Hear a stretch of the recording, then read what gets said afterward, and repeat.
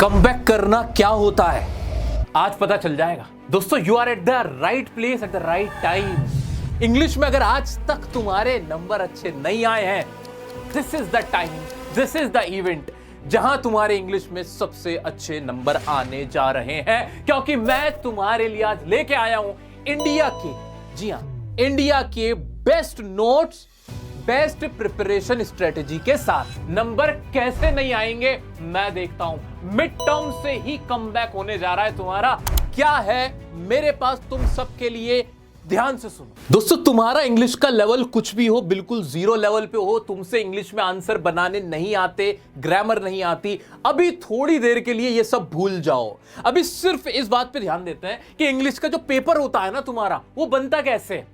वो इन चार चीजों से बनता है। चार सेक्शन होते हैं, reading, writing, grammar and literature. ये चार सेक्शन होते हैं जिनसे मिलकर तुम्हारा पूरा इंग्लिश का पेपर तैयार होता है 80 नंबर का। इतना सबको क्लियर होना चाहिए। अगर तुम्हारी इंग्लिश का लेवल एकदम जीरो है, तब भी इन सबको अगर तुम ठीक से टैकल कर लो ना, तो तुम बहुत अच्छे मार्क्स स्कोर कर सकते हो। पहले तो ये बात समझ लो। जिसको ऐसा लगता है कि उसको टेंसेस नहीं आते, उसने ग्रामर नहीं सीखी और वो इंग्लिश में अच्छे नंबर नहीं ला सकता, तो उसको गलत लगता है। कैसे? अभी मैं साबित कर देता हूं। ये चार सेक्शन का जो वेटेज होता है वो कैसा रहता है, उस पर ध्यान दो। उसमें जो लिटरेचर वाला पार्ट होता है ना, लिटरेचर वाला पार्ट जो तुम्हारी चैप्टर्स होते हैं, तुम्हारी बुक्स होती हैं, वो पता है कितने नंबर का होता है? वो 30 से 40 नंबर का अमूमन होता है। अगर मैं बात करूं 9, 10, 11, 12 इन चारों ही क्लासेस की, तो उसमें ना 30 से 40 नंबर का तो यही होता है। इसमें टेंसेस नहीं पूछे जाते, ग्रामर नहीं पूछी जाती। इसमें तो अगर तुम्हें कुछ लाइंस याद है और तुम डिट्टो लिखकर आ गए, तुमने पोइट का नाम लिख दिया, तुमने शॉर्ट आंसर की 2-3 लाइन भी लिख दी, अगर कुछ समझ नहीं आया, पूरा लॉन्ग आंसर समरी तुम लिख के आ गए, तो भी तुम्हें नंबर मिल जाते हैं। क्या ये बात तुम्हें क्लिक करी अब? हां सर, क्लिक करी। तुम्हें जरूरत है कि ऐसे लॉन्ग आंसर की जो तुम अगर एक बार पढ़ लो वो तुम्हें याद हो जाए। क्या तुम्हें ऐसा कोई लॉन्ग आंसर नहीं चाहिए? अभी देता हूं, टेंशन मत लो। पहले ये समझ लो कि ग्रामर नहीं भी अगर आती, बहुत ज्यादा ग्रामर मैंने नहीं भी पढ़ी, तो भी मैं बहुत अच्छा स्कोर कर सकता हूं, कर सकती हूं, चाहे 10th वाला बच्चा और 12th वाला हो या फिर 9th या 11th में। इतना क्लियर कर लो। ग्रामर का वेटेज क्या रहता है? ग्रामर का वेटेज, एक तो 12th में ग्रामर पूछी ही नहीं जाती, 12th क्लास में ग्रामर नहीं पूछी जाती है, तो 12th वाले तो वहां से बच जाते हैं। बाकी क्लासेस में जो पूछी भी जाती है वो मैक्सिमम पता है कितने नंबर की होती है? 10 नंबर की होती है। 7 से 10 नंबर की तुम्हारी ग्रामर होती है, इससे ज्यादा होती ही नहीं है। तो यहां तुम थोड़े फ्री हो जाते हो। 9th की थोड़ी ज्यादा होती है। आगे बढ़ते हैं। रीडिंग सेक्शन, एक ऐसा सेक्शन जिसका कोई फॉर्मेट ही नहीं है, यानी ग्रामर तो छोड़ो, उसमें तो कोई चैप्टर भी पूछा नहीं जाता। अगर मेरी प्लानिंग सही है, मेरी प्रिपरेशन मैंने स्मार्ट वे में की है, तो इसको भी मैं, यार, यू कैन नेल इट। इसमें तुम बहुत बढ़िया स्कोर कर सकते हो। ये माइंडसेट इंपॉर्टेंट है कि क्या पढ़ना है, कैसे पढ़ना है और कहां से पढ़ना है। वो सारे नोट्स भी आज मैं तुम्हें देके जाऊंगा। ठीक है, आगे बढ़ते हैं। आगे बढ़ने से पहले आज से लेके ना एग्जाम तक मेरा हाथ पकड़ के चलना। हाफ ईयरली से लेके फाइनल एग्जाम तक, बोर्ड एग्जाम तक, इंग्लिश के लिए तुम्हारा भाई तुम्हारे लिए हर जी जान से खड़ा रहेगा। इसलिए यहां अगर सब्सक्राइब नहीं किया तो यहां सब्सक्राइब करके रखो। इंस्टाग्राम पे ये रही आईडी, डियर सर काशिफ के नाम से आईडी, वहां फॉलो करके रखो। शॉर्ट्स, नोटिफिकेशन, सारी अपडेट, कब क्या आने वाला है, सब मैं वहां तुम्हें अपडेट करा दूंगा, तो हमारा कनेक्शन बना रहेगा। आगे बढ़ते हैं। अब क्या है मेरे पास तुम्हारे लिए? सबसे पहले लिटरेचर को टारगेट करना है हमें। लिटरेचर में क्या है जो कि 30 से 40 नंबर का कम से कम हर क्लास के लिए होता है। उसमें क्या करना है, मैं दे रहा हूं तुम्हें ई बुक। क्लास 10th और 12th वालों के लिए तो पूरी की पूरी ई बुक मैंने तैयार करवा दी है।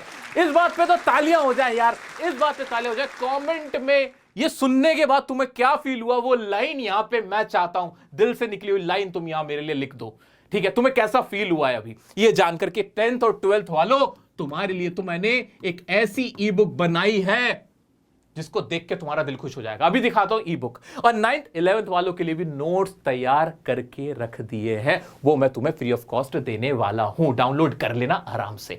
आगे बढ़ते हैं। ई बुक में क्या है और हमें पढ़ना क्या है? सबसे पहली चीज याद रखो, जो भी तुम्हारी बुक्स है ना, ऐसे वर्ड टू वर्ड पढ़ने मत बैठ जाना कि बस पढ़ाई करनी है, प्रेशर है, मैंने बुक उठाई और बस अब मैं लग गया। ऐसा मत करना, ये सिर्फ टाइम का तुम वेस्ट कर रहे हो, मिसयूज कर रहे हो। आगे बढ़ जाते हैं।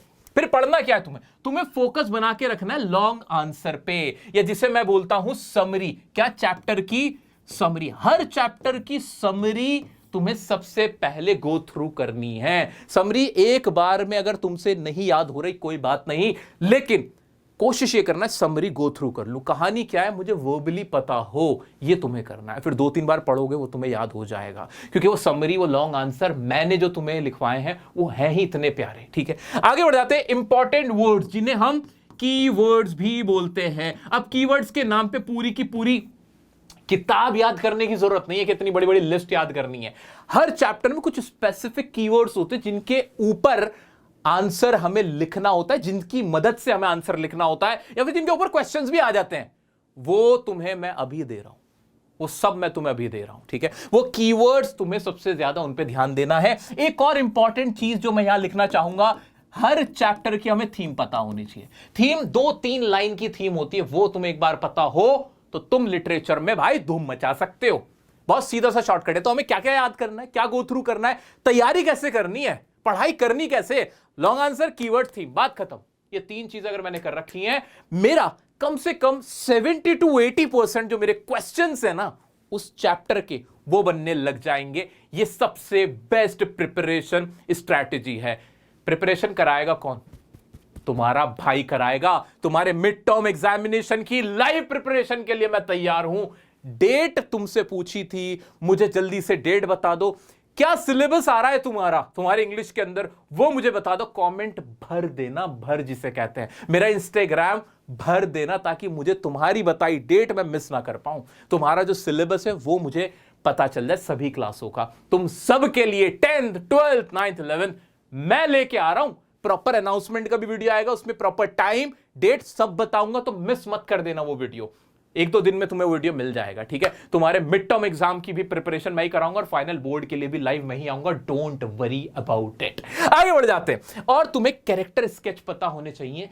ज्यादा होते नहीं है कैरेक्टर स्केच, एक बुक के मैक्सिमम 5 से 6 कैरेक्टर मिलेंगे तुम्हें सारे चैप्टर्स के कुल मिला के, जो इंपॉर्टेंट होते हैं वो मैंने यहां करवा रखे हैं। ये कोई बहुत मुश्किल चीज नहीं है। दिखा दूं क्या वो ई बुक 10th और 12th वालों तुम्हारे लिए? ये रही वो ई बुक जिसकी मैं बात कर रहा था। कैसी है ये ई बुक देखते हैं जरा। इसमें एक तो मेरे हैंड रिटन नोट्स मिलेंगे। देखो, chapter a letter to God, ये रहा तुम्हारा लेंचो, पहला चैप्टर क्लास 10th वालों, ये क्लास 10th की ई बुक है। लेटर टू गॉड देखो, फिर इसका कैरेक्टर स्केच आ गया, फिर उसके बाद उसके कीवर्ड्स आ गए जो तुम्हारे एग्जाम के लिए मोस्ट इंपॉर्टेंट हैं, वो आ गए। उसके बाद आ जाएगा हमारा मेरा हैंड रिटन लॉन्ग आंसर। ये एक ऐसा लॉन्ग आंसर है, बहुत सबसे आसान लैंग्वेज में लिखा हुआ है, जिसे याद करना आसान है और इसके बेस पे तुम्हें हर तरह का क्वेश्चन बन जाएगा। And again I am saying, ये नोट्स, मैं सिर्फ नोट्स नहीं दे रहा, मैं तुम्हें इंडिया के बेस्ट नोट्स दे रहा हूं, जो कि तुम्हें सबसे कम समय में प्रिपेयर कर देंगे। पढ़ने को तो पूरी किताब पढ़ सकते हो, समरीज हैं, बड़ी बड़ी समरीज हैं, बहुत सारे क्वेश्चंस हैं, लेकिन कम समय में सबसे ज्यादा अगर तुम आउटपुट निकालना है, these notes are the best notes. Okay, और साथ में जब मैं तुम्हें रिवीजन करवाऊंगा, लाइव रिवीजन कराऊंगा, तुम्हारा इंग्लिश का जो भी तुम्हारा लेवल है ना, वो ऊपर उठ गया तो कहना। आगे बढ़ते हैं दोस्तों। इस तरह से सभी चैप्टर्स के मैंने कंपाइल कर दिए, पोएम्स भी मैंने इसमें डलवा रखी हैं, क्वेश्चंस भी इसमें करवा रखे हैं। तुम्हें कहीं जाने की जरूरत नहीं है, कोई किताब खरीदने की जरूरत नहीं, तुम्हारे भाई ने सारा इंतजाम यहीं के यहीं कर दिया है। ऐसे 12th की भी मैंने तुम्हारे लिए बुक बना रखी है, 9th 11th वालों के भी नोट्स अवेलेबल है, जो तुम ये सारे डाउनलोड कर सकते हो। कहां से डाउनलोड करोगे अभी बताता हूं, पहले प्रिपरेशन पे आगे बढ़ते हैं। तो इस तरह से हमें जो हमारा 30 से 40 नंबर का जो हमारा लिटरेचर पार्ट है वो हम कवर कर लेंगे। आगे बढ़ जाते हैं। आता है हमारा राइटिंग और ग्रामर सेक्शन, जो है अच्छे खासे नंबर का होता है, 20 नंबर का, दोनों का मिला के ये होता है। ये कैसे टैकल करना है? राइटिंग और ग्रामर में तुम्हारे को मैं दे रहा हूं प्रैक्टिस के लिए क्वेश्चंस। सबसे लड्डू सेक्शन होता है, सबसे आसान सेक्शन होता है, इसके लिए प्रैक्टिस के क्वेश्चंस है। फॉर्मेट देखो, फॉर्मेट में एक बार नजर मार लो और कर लो काम। ठीक है, अब यहां पे मैंने कुछ स्टार लगाए हुए हैं। इन स्टार का मतलब बता दूं क्या? अब तुम समझ सकते हो स्टार का मतलब क्या है। स्टार का मतलब है कि कौन सा सेक्शन ऐसा है जो तुम्हारे लिए सबसे आसान और सबसे ज्यादा नंबर दिलवाने वाला है। क्या? इजी एंड स्कोरिंग, जिसमें 5 स्टार किसको मिलते हैं? राइटिंग सेक्शन को।